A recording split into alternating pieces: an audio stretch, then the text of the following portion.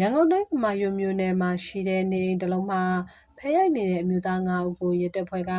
ဖမ်းဆီးထိန်းသိမ်းလိုက်ပါတယ်။ဖဲရိုက်လမ်းကစားမှုကျူးလွန်သူတွေဟာဘလို့ပြစ်ဒဏ်တွေကြခံရနိုင်ပါသလဲ။ဒီသတင်းအကြောင်းအရာလေးကိုမတင်ဆက်ခင်မှာဒီဂျစ်ကမီဒီယာကို Subscribe နဲ့ Like လေးလုပ်ပေးဖို့မေတ္တာရက်ခံပါရစေ။ယခုနှစ်ဇွန်လလယ်ပိုင်းအတွင်းမှာရန်ကုန်တိုင်းကမာရွတ်မြို့နယ်အမှတ်6ရပ်ကွက်ပြည်ရေးမုံအရာမှာရှိတဲ့နေအိမ်တစ်လုံးမှာဖဲရိုက်လောင်စားမှုပြုလုပ်နေကြောင်းသတင်းရရှိတဲ့အတွက်ကမာရွတ်ရဲစခန်းကတာဝန်ရှိသူတွေကအဆိုပါအိမ်ကိုတွားရောက်စစ်ဆေးတာတွေပြုလုပ်ခဲ့တယ်လို့သိရပါတယ်။အဲဒီလိုတွားရောက်စစ်ဆေးတဲ့အခါမှာဖဲရိုက်လောင်ကစားပြုလုပ်နေတဲ့ချမ်းစောက်ဖြစ်သူဦးမြင့်ထွေး45နှစ်ရက်ကွက်အတွင်းနေထိုင်သူဦးအောင်ကိုဦး46နှစ်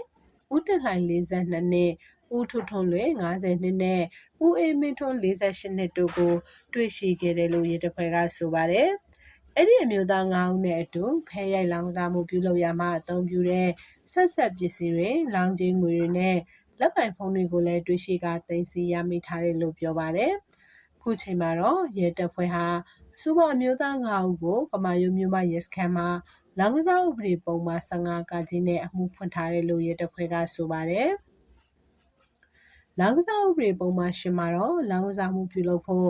လောင်ကြီးတောင်းခံစုဆောင်းတာလောင်ကစားပြုလုပ်တာတွေကိုတားမြစ်ထားပါတယ်။အဲ့ဒီတားမြစ်ချက်တွေကိုကျူးလွန်မယ်ဆိုရင်လောင်ကစားဥပဒေပုံမှန်15ကကြီးအရ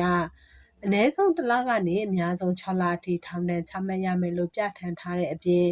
ဒဏ်ငွေ9000ကျပ်အထိပါပြည်ဒဏ်ချမှတ်နိုင်တယ်လို့ပြဋ္ဌာန်းထားပါတယ်။ဒါပြင်အဲ့ဒီပြစ်မှုနဲ့အကျုံးဝင်တဲ့တပ်တွေခံပစ္စည်းတွေနဲ့ငွေကြေးတွေကိုလည်းပြည်သူ့ဗန္ဒာအဖြစ်သိမ်းဆည်းခြင်းခံရမယ်လို့ပြဋ္ဌာန်းထားပါတယ်ရှင်။